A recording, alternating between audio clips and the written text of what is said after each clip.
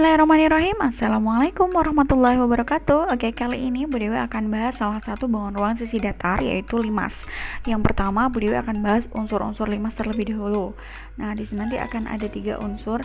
Yang pertama adalah titik sudut, yang kedua adalah rusuk, dan yang ketiga adalah sisi. Nah, seperti yang sudah ada di sini, ada beberapa limas ya, limas segitiga, limas segi 4, limas segi 5. Kenapa limas segitiga? Karena alasnya segitiga. Kenapa limas segi 4? Karena alasnya segi 4, dan seterusnya. Jadi penamaan limas sesuai dengan bentuk alasnya. Nah, yang pertama dulu untuk limas segitiga. Titik sudutnya ada berapa banyak? Karena dia segitiga berarti alasnya akan ada 3 titik sudut seperti ini tambah 1 atas ya. Maka ada 4 titik sudut. Kemudian untuk yang limas segi 4, maka bawah akan ada sebanyak 4 titik sudut ditambah 1 atas, maka jadi 5.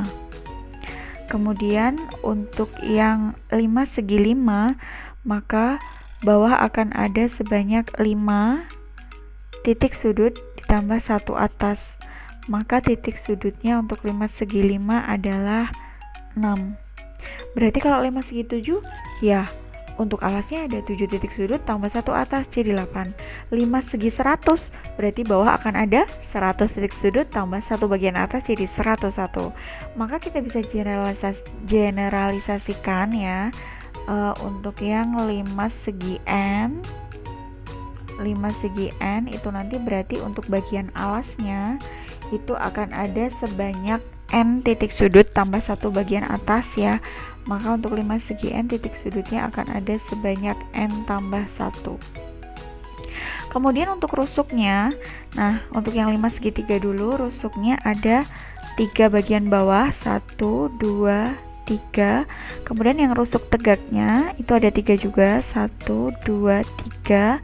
Maka akan ada sebanyak 6 titik sudut, 6 rusuk ya.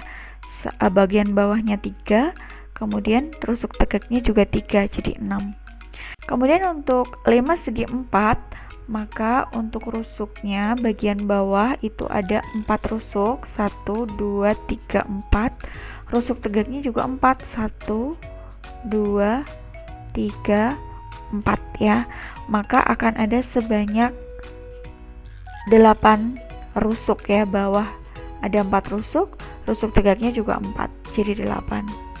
Kemudian untuk limas segi 5 sama ya, berarti bawah ada 5 rusuk tambah rusuk tegaknya ada 5 juga, jadi ada sebanyak 10 rusuk. Lalu bagaimana dengan limas segi n? Untuk limas segi n kita bisa bayangkan berarti untuk bawahnya atau alasnya itu ada sebanyak n rusuk. Untuk rusuk tegaknya juga sebanyak n, jadi n tambah n, maka bisa dituliskan 2n. Nah, sekarang untuk sisi limas segitiga itu berarti ada sebanyak 4 sisi ya yang berdiri ini. Sisi tegak ini yang ada 3 segitiga. Ini kalau saya kasih nama T, A, B, C, maka sisinya ada apa saja? Ada TAC, ada TCB, TAB, sama bagian alasnya adalah ABC, maka akan ada 4 sisi. Kemudian untuk yang limas segi 4, maka akan ada sisi tegaknya ada 4 tambah alas jadi 5. Kemudian untuk limas segi 5, maka untuk sisi tegaknya ada 5 tambah alas jadi 6.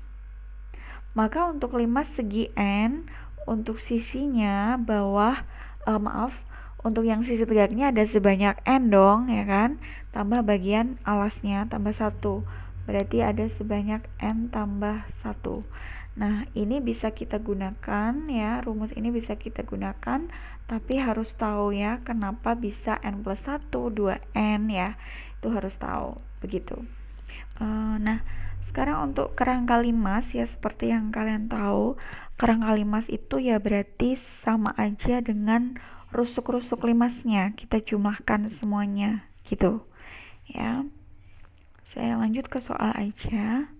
Nah, untuk pertanyaan yang pertama, banyak sisi pada limas segi 8, bisa dibayangkan. Alasnya segi 8, berarti sisi tegaknya akan ada sebanyak 8 tambah alasnya 1. Berarti jadi 9 ya, 8 tambah 1. Atau ini kita bisa pakai rumus yang tadi ya, banyaknya sisi adalah n plus 1. Jadi 8 tambah 1 sama dengan 9. Kemudian untuk yang nomor 2, alas sebuah limas berbentuk segi 6, maka banyak rusuk dan sisinya berapa? Karena dia segi 6, maka rusuknya adalah bawah ada 6, rusuk tegaknya ada 6 ya. Jadi 6 tambah 6 sama dengan 12. Atau kita bisa pakai 2n, 2 kali 6 sama dengan 12. Kemudian untuk sisinya, karena dia segi 6, maka sisi tegaknya akan ada 6, ditambah alasnya 1, maka jadi 7. 12 dan 7. Oke, kita lanjut ke nomor 3. Limas yang memiliki rusuk sebanyak 24 buah adalah karena pada rusuk limas terbagi menjadi 2 bagian, yaitu rusuk bagian alas dan juga rusuk tegaknya yang jumlah masing-masingnya sama, maka kita bisa hitung saja 24 dibagi 2. Nah, berarti bagian alasnya ada 12 rusuk dan sisi tegaknya atau rusuk tegaknya itu ada sebanyak 12 juga. Jadi 5 segi 12. Kemudian untuk yang nomor 4, Budi memiliki kawat sepanjang 10 meter untuk membuat kerangka limas persegi. Jika panjang rusuk alasnya adalah 10 dan rusuk tegaknya adalah 16, maka kerangka limas yang dapat dibuat paling banyak berapa? Oke, saya akan gambarkan terlebih dahulu.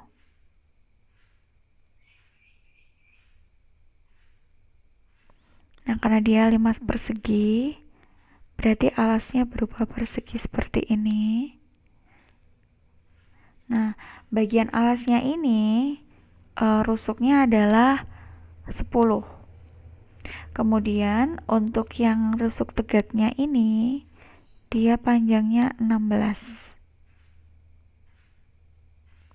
Maka untuk menghitung total panjang kerangkanya ya, panjang kerangkanya 10-nya ada sebanyak 4 ya. 1, 2, 3, 4 kali 4 ditambah 16-nya juga sebanyak 4 ya.